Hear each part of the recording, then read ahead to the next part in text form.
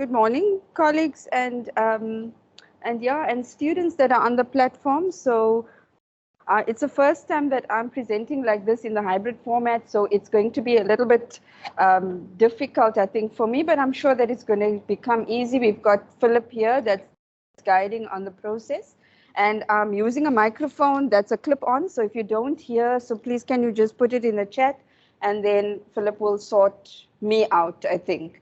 So Prof. Paula has given such a glowing introduction, but I just want to say that I've not rejected so many proposals as she says, but it's just that we look for so many things, and the reason we look for those many things is because your research proposal is a document that guides you. It's not a document that's going to guide anybody else. It's a document that guides you, that's going to tell you how you are going to execute this study in the best possible fashion. So that's the reason why you propose the study. All we do is we look at the various sections and we strengthen it in different ways. We ask you questions that would strengthen it. So when you get into the field and when you write it up and when your examiner looks at your final product, they know that you had a solid research proposal so that you could execute that project most ethically. And I'm glad that we move on from Prof. Truter just now. And the reason for that is because that document, the RECH form and the research proposal, they both need to work in tandem with each other. What we generally do is we end up doing our research proposal and then we do the RECH document as an add-on. And then we end up with lots and lots of problems because we're not sure, have we or do we have the same information that RECH is asking for in the proposal and vice versa. So both those documents need to be looked at together. So colleagues and students, before I go straight into the presentation, what I would like to ask you, please, is if you're a student to kindly think of the topic or the area or the research focus that you want to work on in this next couple of years. So as you sit here, what is your research focus? Or what is the thing in your field that you think needs to be researched? Or even if you're an academic and if you're writing a paper, what is this thing that you are thinking about at the moment? So if you keep that in your mind, then we can go through these sections. Now, this is generally or mainly an outline. The Faculty of Health Sciences has many departments, and we have all the way from the medical sciences to radiography, and not in an order or a continuum, because I see my colleagues sitting there, it's not in a continuum, but we have so many departments. However, we expect you to do one research proposal coming to one faculty postgrad studies committee, and we must give you one sort of feedback. The reality is that we understand and we appreciate that we are coming from different places. Our disciplines are different. Our professions are different. Our training is different. And so as you work with your supervisor, this is a broad outline of what we would put into a research proposal. So what I've asked now is that if you please just think of your research focus, and then as we go through these sections, then you can just think, okay, what would my question be? Or what is the big issue that we're dealing with? And if you don't have the answer to that, the many professors say that if you don't have the answer to that, it means that we need to read a little bit more. And with research, we've got to keep on reading. And then one colleague said to me, if I keep on reading and keep on writing what somebody else is saying, when will my own voice come out? And then that's also a very significant thing, because your own voice comes out in the discussion. It comes out in the analysis. It comes out after you have actually conducted the study. So you've said what everybody else is saying. Remember, also one of my research focus areas is decolonizing higher education, but mainly social work specifically, because I'm a social worker by profession. So when we look at decolonial work, we also think of ourselves in relation to others. So what have those who've come before us said? Why have they said it? And what do I now want to say about it? So colleagues and students, what I'm going to do is give you the overview of the sections. There are about 16 sections in the research proposal. And firstly, I'm going to start with what is a proposal and why do I need it in research?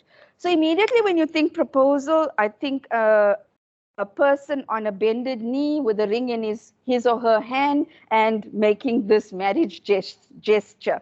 But a research proposal is completely different to that, right? A proposal in our faculty or in the university generally, we look at it being a very concise document. If it is more than 15 pages for a master's qualification, it means that you've not read enough. Think about that. If it is more than 15 pages, it means you've not read enough. So what I'm saying is that if you've read enough, you are able to synthesize appropriately and concisely. So if you pin the problem down, then you will get your proposal to 15 pages. It is 20 pages generally for a PhD study, and these are general guidelines in various, as I said, we have different departments and different disciplines within the faculty. So, but these are the guidelines we look at in terms of number of pages, excluding your reference list and your appendices, right? So the research proposal outlines how you wish to execute an investigation or an exploration. Now, also, research is qualitative or it's quantitative, and I'm trying to be inclusive of all the terminology. So when I put investigation, I also put exploration. So I'm thinking qualitative and quantitative, right? And then this investigation or exploration happens into an area in your field where there are gaps in knowledge. Now, if you say there's not enough information in literature on a certain field or a topic, then you need to justify how, where did you get this information from that there's not enough literature? What sources did you actually consult to get to that point to say there's not enough literature and that's a gap, okay? Or if it is something you are experiencing in your professional practice, so there are things that you now see to be a problem. Have you gone and read in that area to see whether there are solutions to that problem, or there were other studies done in that space? Sometimes when we go in with our own thoughts only, we believe that we're the only ones experiencing those problems, especially in the health sciences, and I can speak from social sciences as well, that sometimes we are so stressed in our professions that we fail to see what has been done around us. And generally, there's a disconnect between professional and academic. So we don't look at the literature when we are in practice, and therefore we say that this is a big problem. But we need to now realize that we're traversing the practice academic space when we come in to study for a master's qualification or a PhD qualification. So why do we do this proposal? So mainly it is to, I'm going to go to the second bullet first. It's to justify the scientific merit of your project. So what are the theoretical constructs that are going to guide the study? What is the method you are going to use? How are you structuring this project, and how are you going to contribute to the profession? You can't just say that I want to study why daffodils are yellow, okay? You need to say what is informing why that flower is yellow. Okay, what did you read about it? What are you wanting to do with what you've read about it? Then it is also to obtain permissions and clearances required to conduct a sound ethical study in your field of interest. Now remember, as Prof. Trutis said, and I think yesterday also when the REC-H forms were had begun, the presentation on the details of the REC-H form, that the university holds the ultimate liability for the study that is registered on their databases. So the university is responsible for your study ethically. So if you propose a study and they don't look at it with a fine-tooth comb, and if some ethical transgressions take place in the field while you are conducting that study, then that entire process rests on the university to take the appropriate and necessary actions. And if you go and Google certain ethical transgressions in academic spaces, you'll come up with certain things that have happened in the recent past in some universities regarding ethical transgressions and what that has finally done to the participants, as well as to the paper or the study that was intended to be undertaken. So colleagues and students, what we looked at now is what is a research proposal and why do we want to conduct or why do we need this research proposal? And then here's the actual numbering or the numbers of sections that we have in the research proposal. I've put it down on this one slide, and then I think I'm going to go through them like 3 by 3, and you just got to bear with the amount of content on the slides. Okay, students. Okay, colleagues and students, you're going to just bear with the amount of content on the slides, but I'm going to try to keep it as brief as possible. So from number 1 to number 7 on here, and Philip has broken the pointer, so I'm just going to see if we can see it. So from number 1 to 7 here, what we have is the actual why. Okay, why am I doing this study? So all those things talk to the why. From number 8 until number 14 is how. So 1 to 7 is why, and 8 to 14 is how. And these are the things, and trust me, when you go through this process of writing a proposal and executing a project, you will realize how significant the proposal is, because I often have gone back to a research proposal to see what did I actually say I was going to do, because time passes, and when time passes you tend to become a little bit muddy, or the waters become murky, and you have to go back and see, okay, this is what I actually said was going to be, how I was going to undertake that, and if I identified this limitation, how was I going to mitigate it? Okay, so it's very significant. Okay, so these are the main sections, and remember, in your departments you might have different or additional or additional parts to certain sections. So sometimes you might have a rationale, which I don't have here, and that is also something that you would work through together with your supervisor. But to keep it plain and simple, I'm just going to stick to these for now. So what is an introduction to your study? What does the introduction section have to look like? Now, you will see in the red writing, I've got basic numbers of pages or paragraphs or lines or sentences or whatever. So the mathematics in the room, mathematicians in the room, if you go and count it, it's not going to come to 15 pages, okay? I'm telling you now. I don't know what it comes to, but I know it doesn't come to 15, okay? So what your introduction would look like is it's a punchy coming into the space. It's coming into the space and telling the reader who doesn't know your topic or who might not know your profession. It's telling the reader why is what you want to study a focus. Why are you focusing on this? And then in there, if you're a practitioner, generally it comes from where you've already experienced the problem. So you might give 1 or 2 anecdotal examples of the problem. So this comes from your practice experience. You will refer to informal conversations or personal communications, and you'll put that out there in your introduction. Then here in the introduction also, it can't be all about Nivashni saying, okay, right, I experienced this problem. It's also about what are the main people in this field saying, because there are significant authors that write on specific areas, right? I might not, or you might not always agree with it, but you need to put them out there, because remember, this is ultimately going to go to an examination process, and your examiner is going to look. And generally, your supervisor selects examiners who've done work in this area. So you would put out who and what the main authors are saying. You don't only look at what are they saying in support of what you want to study. You also say, what are they saying that what are other people saying that don't support what you want to study, okay? Then you cite the authors here, and as I'm saying in the second last section, you cite the authors that are considered to be seminal or they have written a lot on the topic.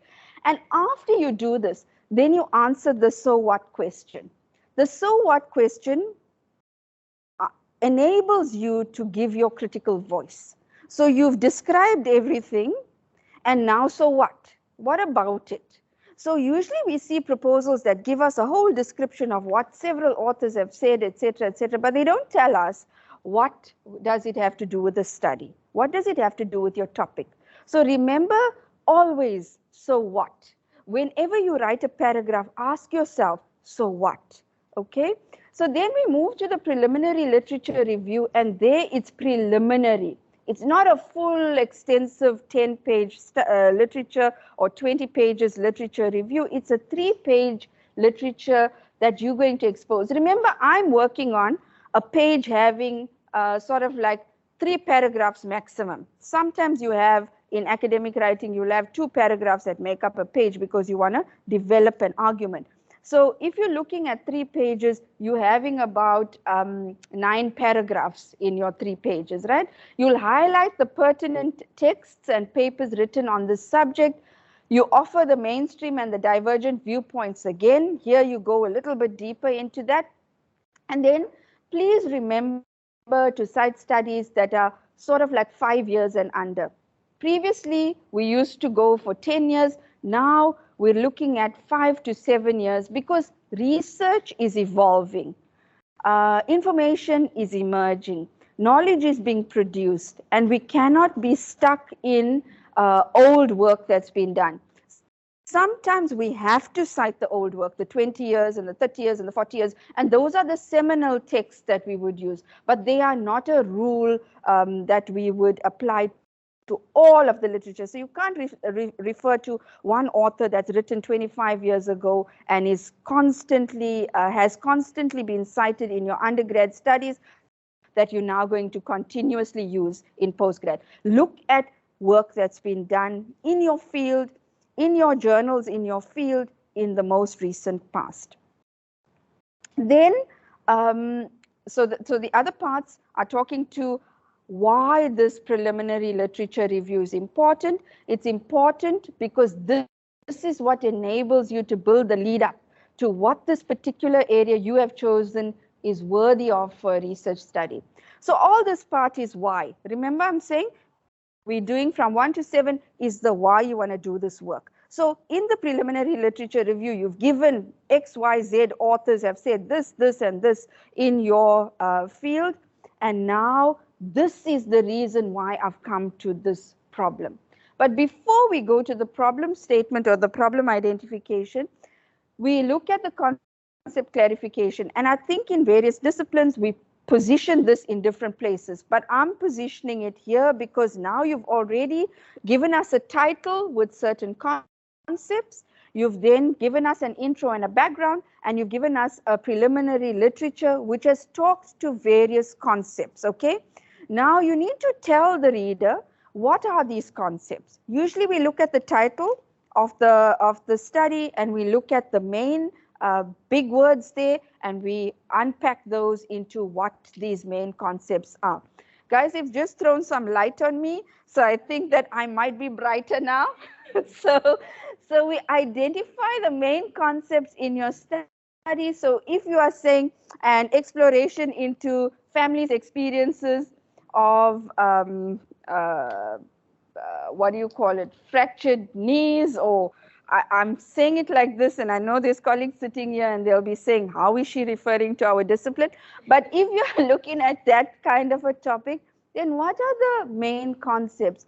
Like now I'm reviewing a proposal that talks about neck circumference. And I just thought neck circumference, okay, now I need to know what a neck circumference is. So the student needs to put down in the concept clarification, what is neck circumference? And then how is he or she going to be using this neck circumference in his study? So operationalizing the concepts, okay? So that would be about 4 to 6 concepts Colleagues and students, please note that sometimes we get 2 pages of concepts and it goes on and it goes on, and that's not necessary. It's not necessary. Just tell us the main things that your title is referring to. That is mainly what we are looking for.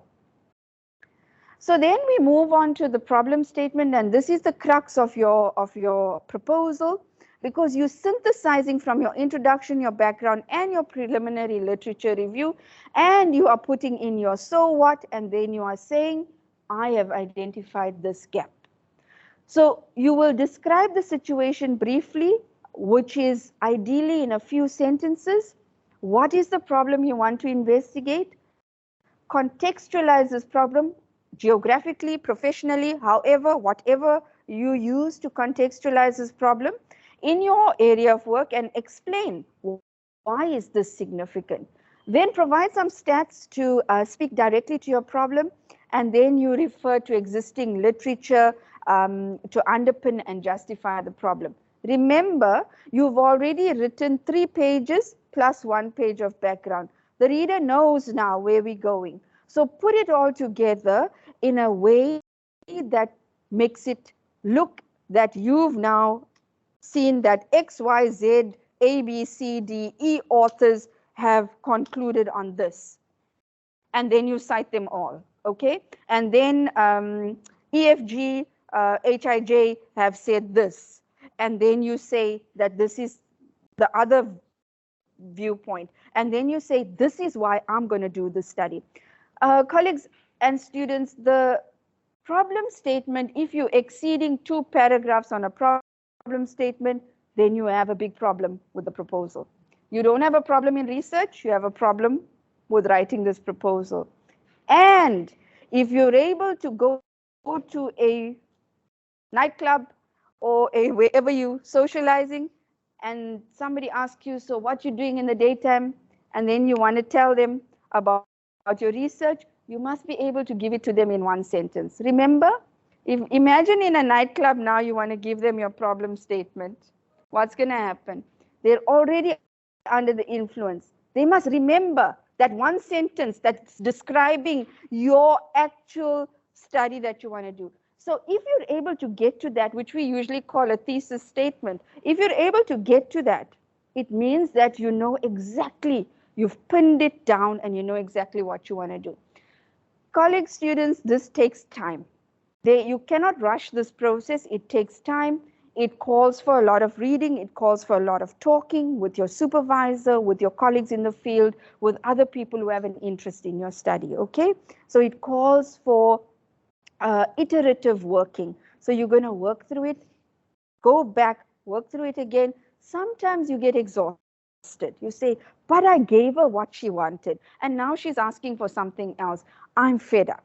So this is now referring to the supervisor, okay? Because I've been in that student space myself, and I've said that about my supervisor, and then I have to pick myself up and I have to keep moving on. The reason is that the push is not so that you can walk on the stage quicker and graduate. The push is because you need to contribute towards the knowledge and the professional practice in that space where you are researching. Please remember that there needs to be a significance and a value of your study, and you need to stay true to that. It cannot be that I am doing the study because I need to graduate and I need to make my CV fatter. It can't be that. It has to be that you're going to make a difference with what you're doing in the space that you're working in. And then people would say, but so-and-so, what a brilliant problem statement they formulated and pulled it together so nicely and executed the study in such a way that I think I would like to reproduce that study in another geographical area. And that's where the true value of your studies lie. So then we move on to the research aim and the goal. This is 1 sentence. In a qualitative study, it might be worded differently to a quantitative study, and we must acknowledge that the wording is different in qualitative and quantitative studies. In your research aim or goal, you will indicate in 1 sentence what you would like to do in the study. Now remember, I asked you to please think of what's your study focus. So if you were to think quickly, what would be the goal of your study? Would you want to investigate something? Would you want to understand something? What would you want to do in your study? So that goal needs to be aligned directly to the topic, to your topic. And when we look at the faculty committee, at your proposals, we look for alignment. So we look at the title is aligned to the goal and the the aim and the goal, and then it's aligned to your research question as well as to your objectives. We see the same words flowing through, and we see the way in which you articulate what your goal is big, it's broad, it's overarching. Okay? Then your research question is, please don't confuse research question with data collection questions. Okay? Your research question is one big question that you are going to put your methods into place to answer that one big question. So if it is to do with, let's say, the experiences of foster children living in foster homes, then your research question would be, your research question would be, what are the experiences of foster children living in foster homes? So I'm just giving you a very simplistic type of a question, but it is not your data collection questions, right? So also what I want to say at this point is, we must not complicate something that is simple. And research is not so complicated. It is very specific, it is very focused, it is very pertinent, and it is concise. If you pull your problem down to the smallest possible thing in that discipline that you want to explore, then your proposal and your project is going to make a difference in that space. You can't change everything with one study, okay? Remember, after master's degree, there's still a doctoral qualification.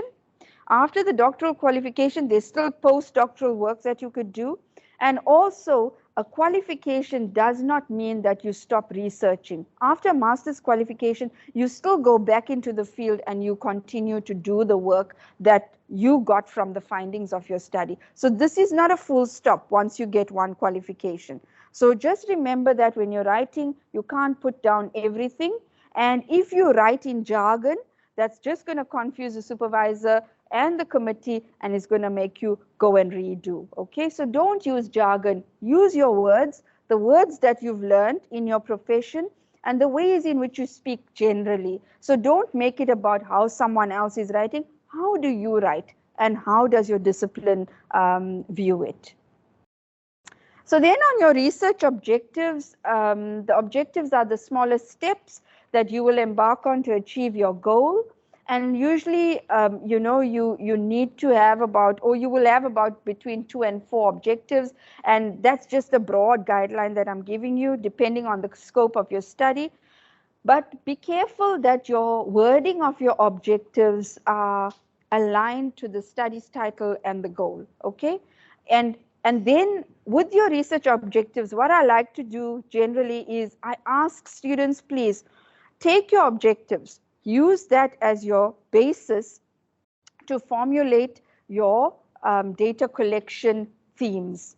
So objective 1 says to explore and describe the experiences, or to explore and describe the benefits of living in a foster home, or the affordances of living in a foster home.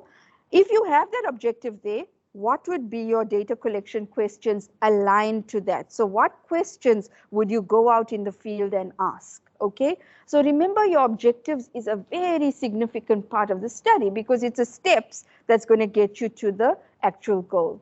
Then if we move to the methodology, now the methodology is, how are you going to undertake this study? How are you going to do what you said is a problem there in your field? How are you going to execute this now? So you will describe your research approach and your design. Your approach would be qualitative or quantitative.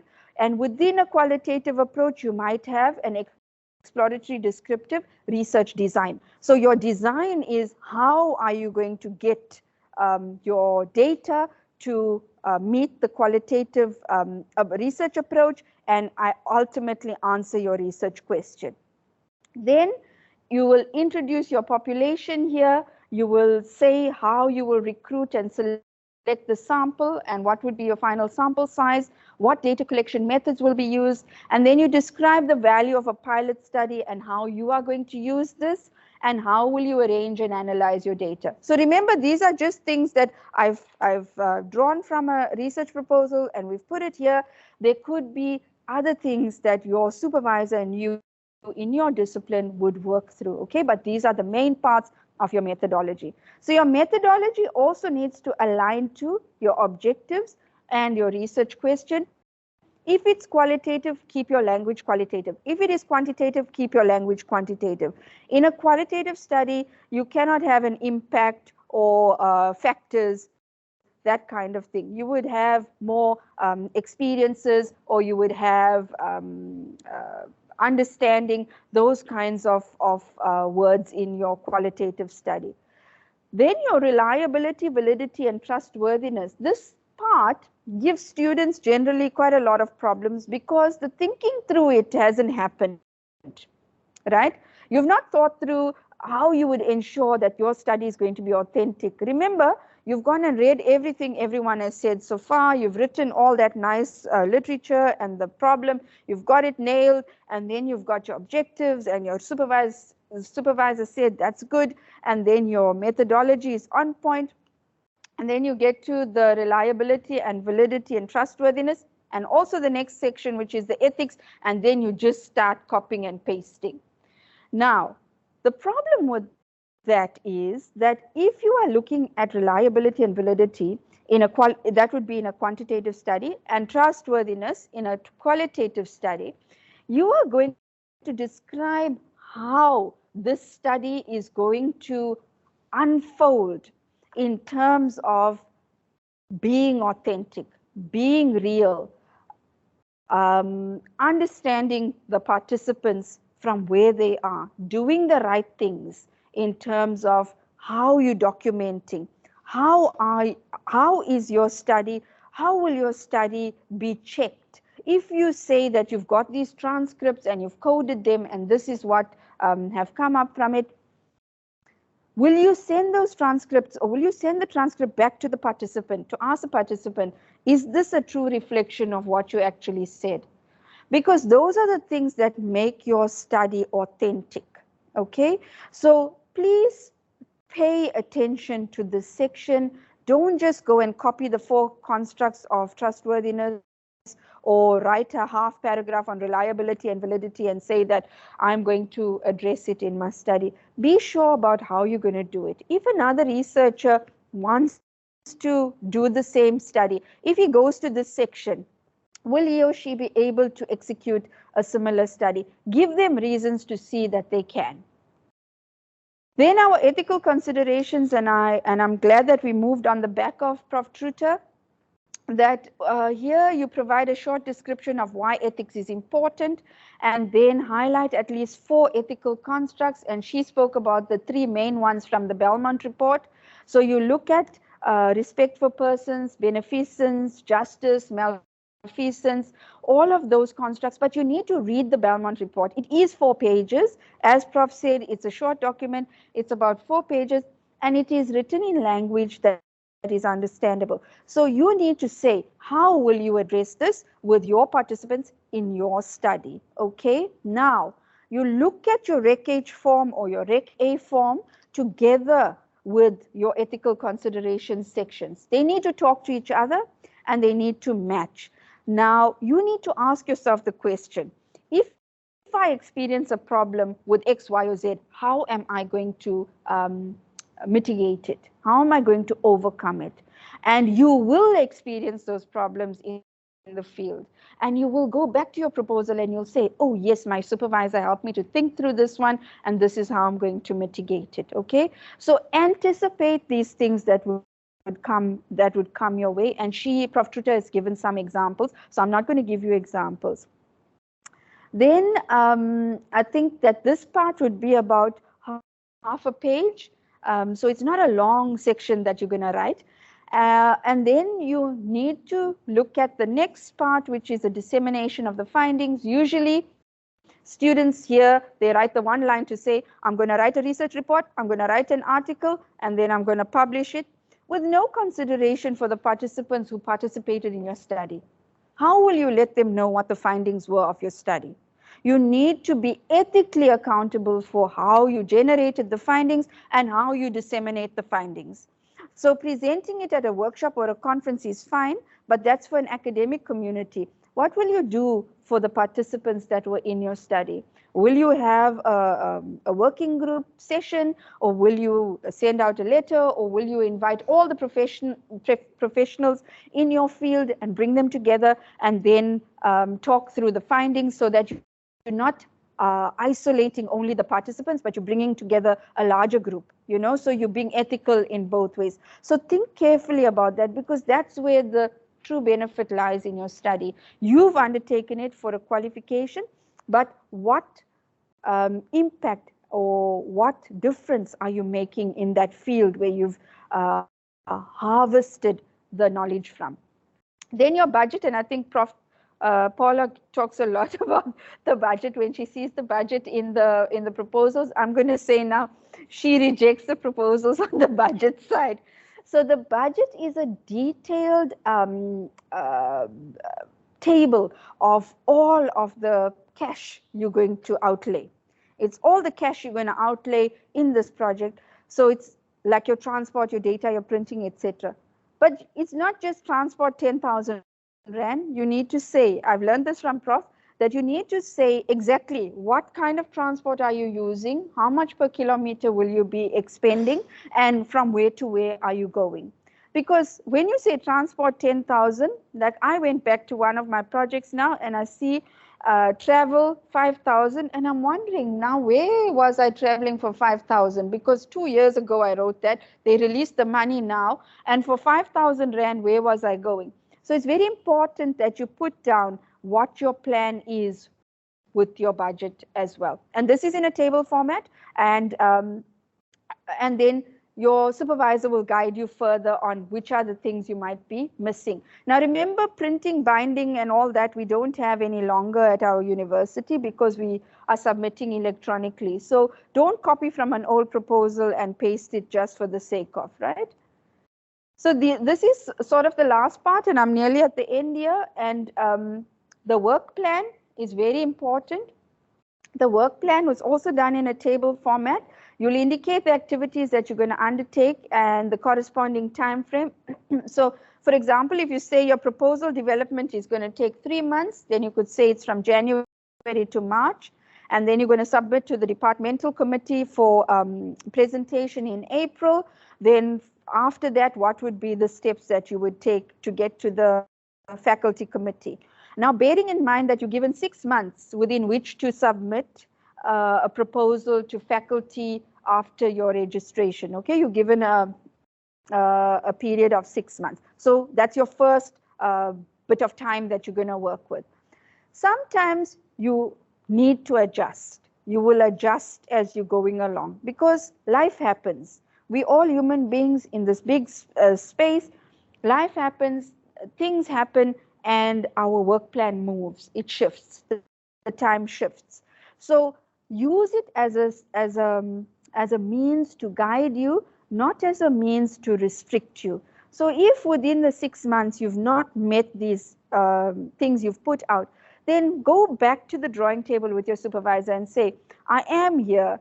What should I do? How can I get to the next step? What are the other things we need to do? Don't go into hiding like some students go into hiding, and then we've got to come and try and find you, and we've got to pull you out, and then time has been lost. We are human as supervisors. We understand that you are human as students, and we are all living the same kind of challenges in the world at the moment. So having said that, use your work plan to your advantage.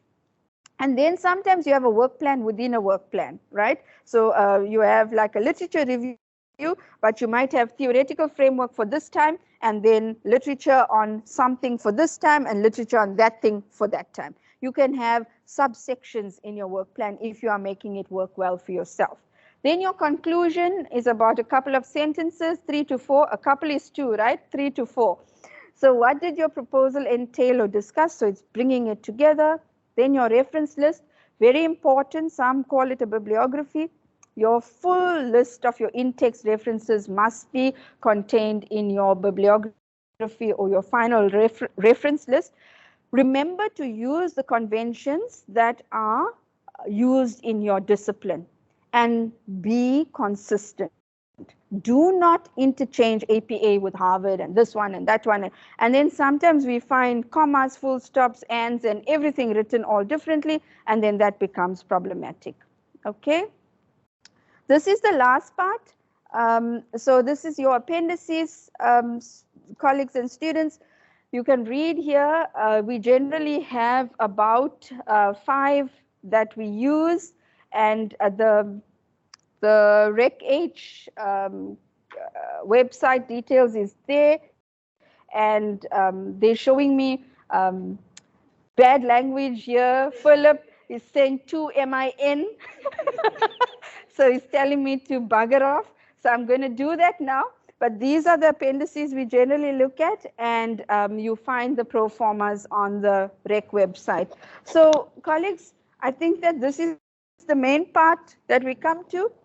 And then I want to say thank you very much. The other colleagues are going to actually take you through the nuts and bolts of each of these sections. Thank you.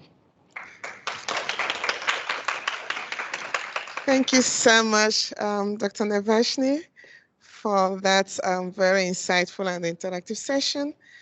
You know, she said something that you should write 3 to 4 sentences or something like that, and I was just laughing because at times students are very, very interested. The sentence could be a paragraph so long as it's a full stop at the end. So you can hold her for that and make it a paragraph. So please, it needs to be brief in essence. And she also advised us rightly not to copy budgets, you know, but I mean, you don't need to be advised on that, because if you copy a budget, probably you're to travel to Las Vegas for your own research, and then you're copying from someone who is doing it as we did. You know, that the budget is maybe 50 rands as transport, and you need to fly it. You're cheating yourself on that. So yeah, basically, I don't see questions on the chat platform.